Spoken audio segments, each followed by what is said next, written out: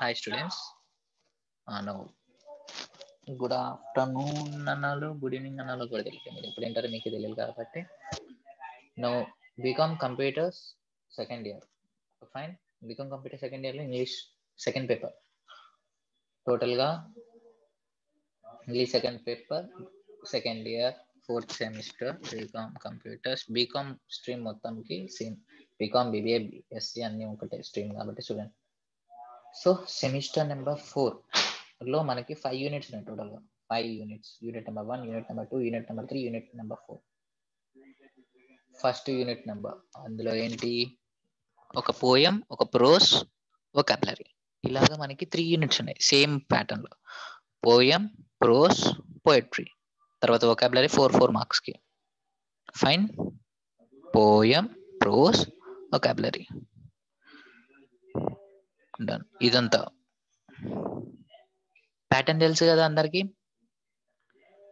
15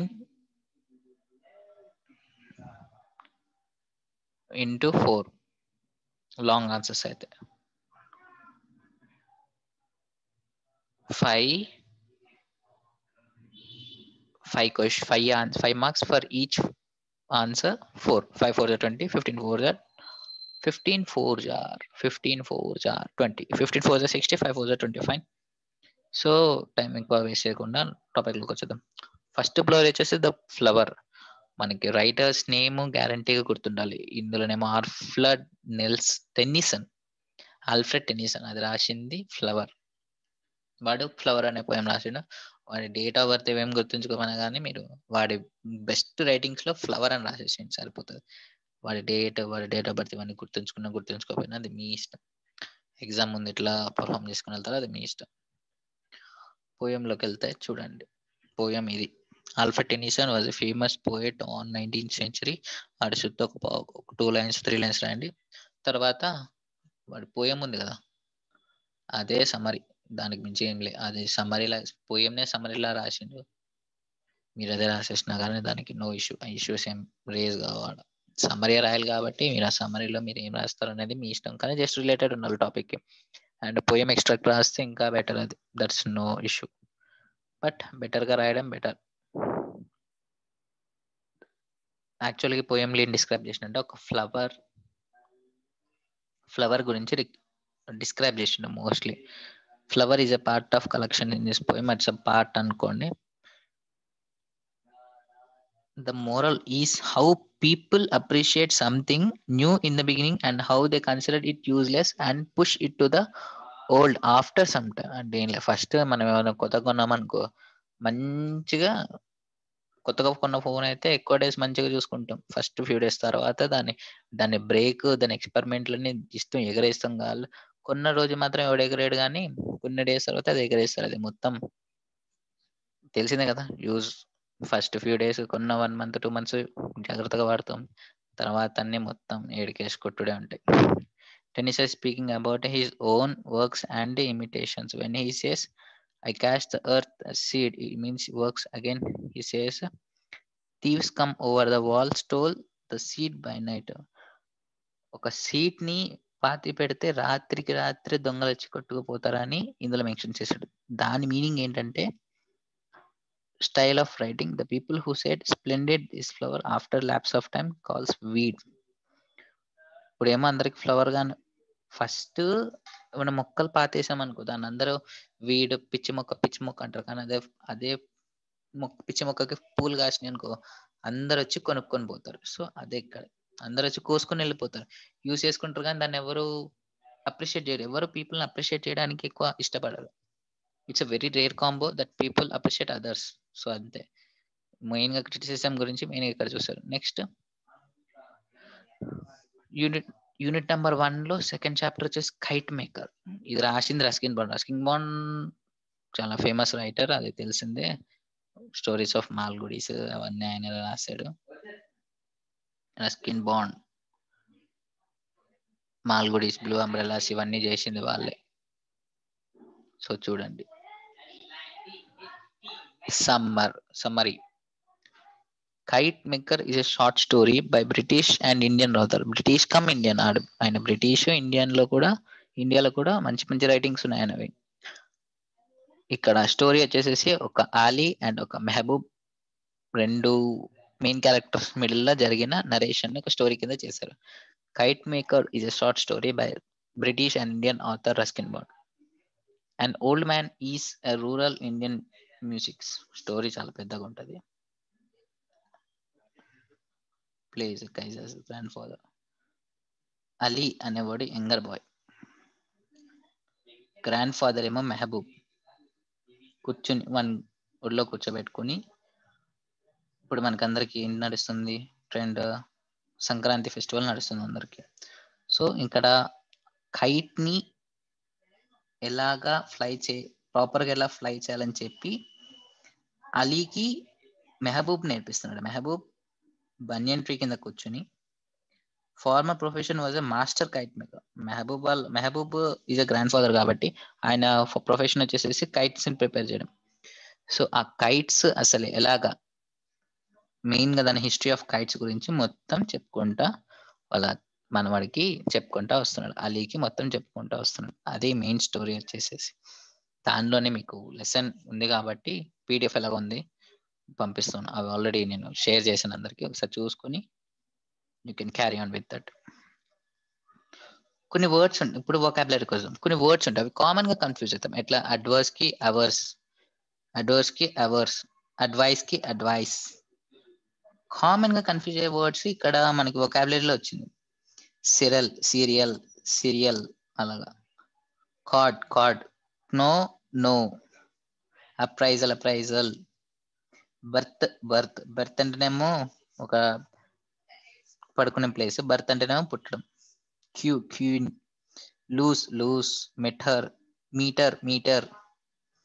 అట్లా just common గా confuse అయిపోతాం అంతే. గ్రామర్ లో డిటర్మినేటర్స్. Look at the following sentences. I saw a boy at the gate. The boy was holding an umbrella. Did you see anything common in this underlined words? Are all underlined words following by noun? A boy, the gate, the boy, an umbrella. Our few words. These books. 4 pens. Known as determinators. Provides information about the nouns that follow them. Example, determinators indicate whether the noun is general. A boy, an umbrella. Few. Determinators అంటే ఒక word కి ముందుండే కొన్ని small letters are words that comes before nouns. Nouns కి ముందు వచ్చే words ని determiners అంటారు. At the beginning nouns face. Way and help the clarify what a noun refers to. A boy అంటే ఒకటే బాయ్ ఉన్నాడు. ద గేట్, ఆ gate అది. Holding an umbrella, an umbrella అది సింగిల్ అంబ్రెల్లా అని. ఆర్టికల్స్ అవి మోస్ట్లీ ఆర్టికల్స్, పొసెసివ్స్ ఇవే determiners కింద యాక్ట్ చేస్తాయి. స్పెసిఫిక్ డిటర్మినేటర్స్ అంటారు. జనరల్ డిటర్మినేటర్స్ నార్మల్ గా ఉండిపోతాయి. We mention people or things for the first time. Quantifiers, ఐడి, indefinite. Singular count nouns. I got a letter from my mother. My mother. I got a letter. A letter. Any box. Noun కి ముందు ఏమొచ్చినా సరే అవి డిటర్మినేటర్స్ కింద fix అయిపోయి confirm చేసుకోవడం.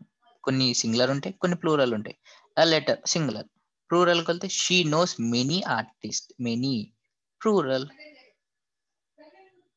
Interest in participating the Republic days parade. Both, some students, few students. Nouns కి ముందు ఏమొచ్చినా సరే, నౌన్స్ ఆర్ ప్రొనౌన్స్ ముందు ఏమొచ్చినా సరే దాన్ని డిటర్మినేటర్స్ కింద కన్సిడర్ చేస్తాం. ప్రొనౌన్స్ కి ముందు మోస్ట్లీ రావు కానీ నౌన్స్ కి ముందు వస్తాయి. కొన్ని వాటికైతే non count. There was little enthusiasm. ఈ కౌంట్ చేయలేం enthusiasm. We do not have enough information. We can't count it. So ఇక్కడ చూడండి, I have a very little money left in my bank account. Few money అన్నాం, little money అంటాం. So just like that answers.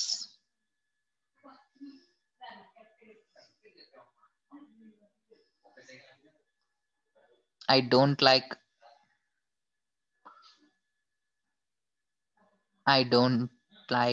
Either of my physics teachers. వాళ్ళిద్దరు ఎవరు నాకు నచ్చరు. The new job isn't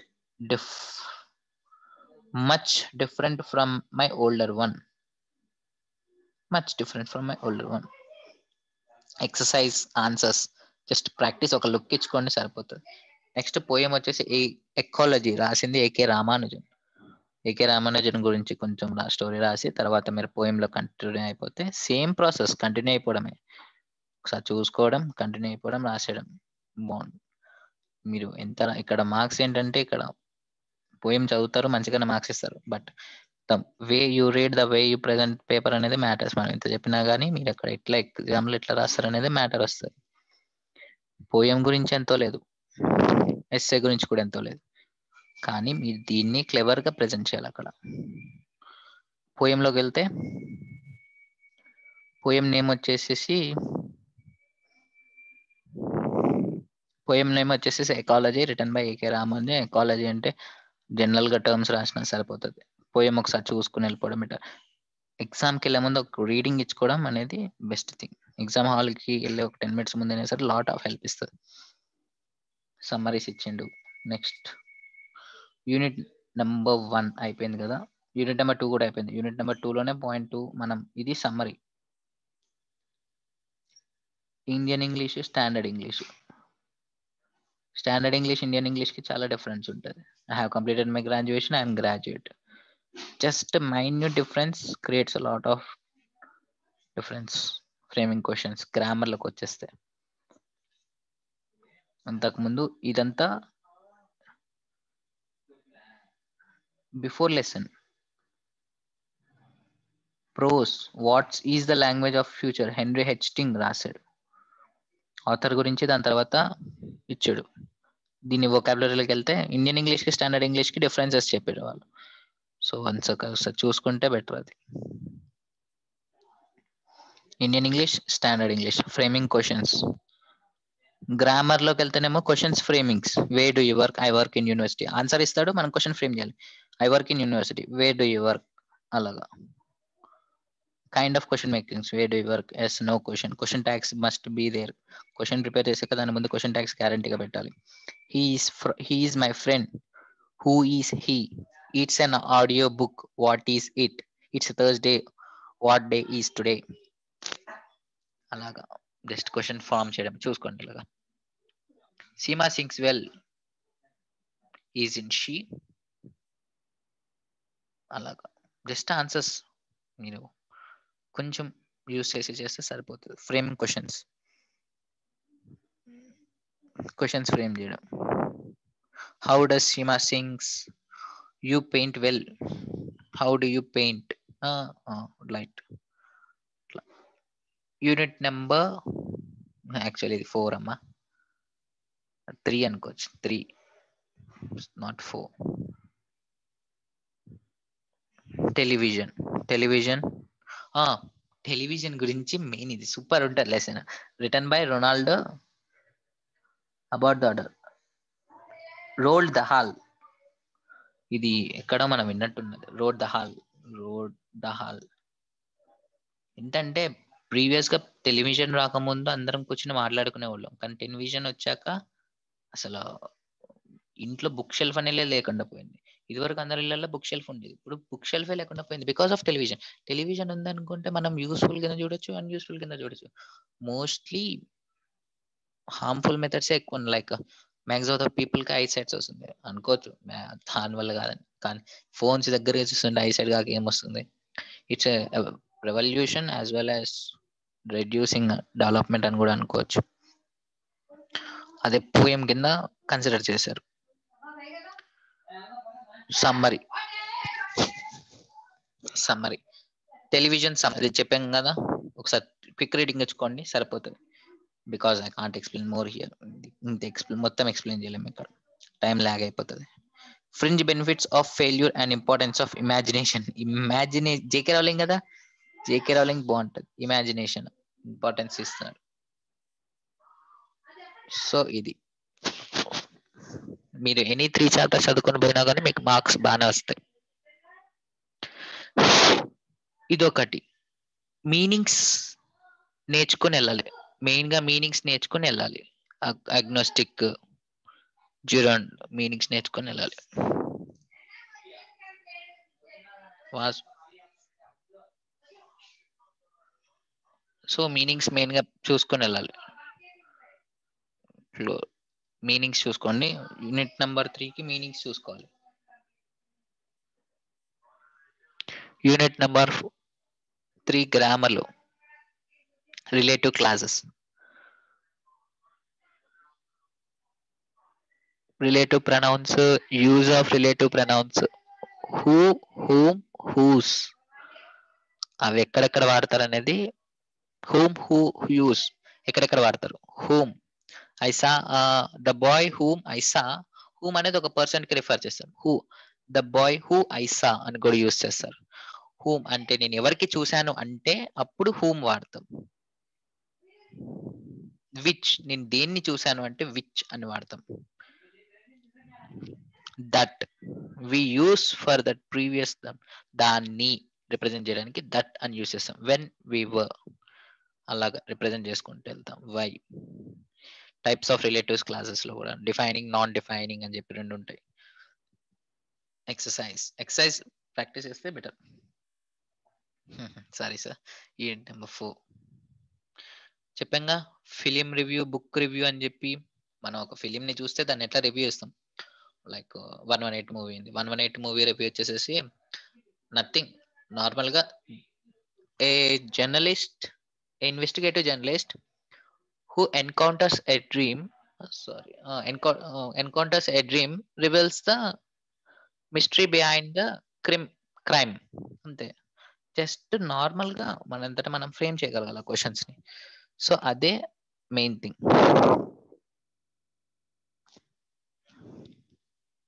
so అలాగా structure of a film review, first title పెట్టాలి, తర్వాత sub heading పెట్టాలి, ఇంట్రొడక్షన్, లాస్ట్ లో అనాలిసిస్ పెట్టేస్తే సరిపోతుంది. బుక్ చదివితే దాని బుక్ లో ఏమేమి ఉన్నాయి, అసలు బుక్ ఎలా ఉంటుంది, నార్మల్ గా రివ్యూ ఇవ్వడం. మనం చూస్తుంటాం కదా టీవీస్లలో మూవీ రివ్యూస్ ఇస్తుంటారు కదా, 4 పాయింట్ రేటింగ్ కూడా ఇస్తుంటారు లాస్ట్ లో. అట్లానే ఇది కూడా. As you know, after you right, మొత్తం రాసిన తర్వాత heading, open statement, discussion, format చూసుకొని చేసుకోవడం బెటర్.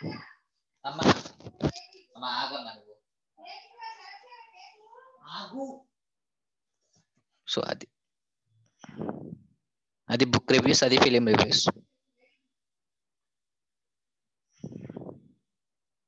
సో సివి అంటే రెజ్యూమ్, సివి ఉంటుంది కదా మెయిన్లీ స్టూడెంట్స్, ఫ్రెండ్స్, ఒక క్రోనలాజికల్ ఆర్డర్ లో చేసుకోవాలి. ఫంక్షనల్ సివి అంటే పనిచేసే వాళ్ళకి, క్రోనలాజికల్ సివి అంటే ఆర్డర్ వైస్. ఫంక్షనల్ సివికి చేసేదానికి పెద్ద తేడా లేదు. సివి అంటేనేమో ఎక్స్పీరియన్స్ పర్సన్స్ కి సివి అంటాం, నార్మల్ పర్సన్స్ కి రెజ్యూమే అంటాం. మనకు మనం ప్రిపేర్ చేసుకుంటే అది బయోడేటా. మనది ఒకటి ప్రిపేర్ చేస్తే ఆటోబయోగ్రఫీ. అది chronological types of CVs, chronological CV, functional CV, 2 types of CVs. What to include, ఏమేమి ఇంక్లూడ్ చేస్తావు, నీ personal information, education, experience, skills, strength and weaknesses last లో, రెఫరెన్స్ ఎక్కడి నుంచి తీసుకున్నాం. రిఫరెన్స్ అంటే మోస్ట్లీ ఎవరికి రిఫర్ చేసుకొని చెప్తాం అనేది కవరింగ్ లెటర్. క్రోనలాజికల్ సివి ఇది ఒక ఆర్డర్ లో ఉంటుంది. సివి ఈ సివి ఇక ఇన్స్టిట్యూషన్కి వెళ్ళి ఏదైనా జాబ్ ఇంటర్వ్యూస్కి వెళ్ళి ప్రజెంట్ చేసేటప్పుడు బాగా పనికి వస్తుంది క్రోనలాజికల్ సివి అని. సో బెటర్ చూసుకోండి. సో ఇంతే ఫ్రెండ్స్. సో అది అప్రోప్రియేసీ, chronological CV, appropriacy, how are you, good to see you, how is everything. Grammar, common error అయ్యేవే. The chair is made of wood, correct the following sentence. Mistake ఉంది. The chair is made of wood, made of the wood, made of wood అంతే. She told me the interesting story, she told me an interesting story, an interesting story వస్తుంది. ఒకటే కదా చెప్పింది, an interesting. Common errors మాత్రమే వస్తుంది ఇక్కడ. So fine.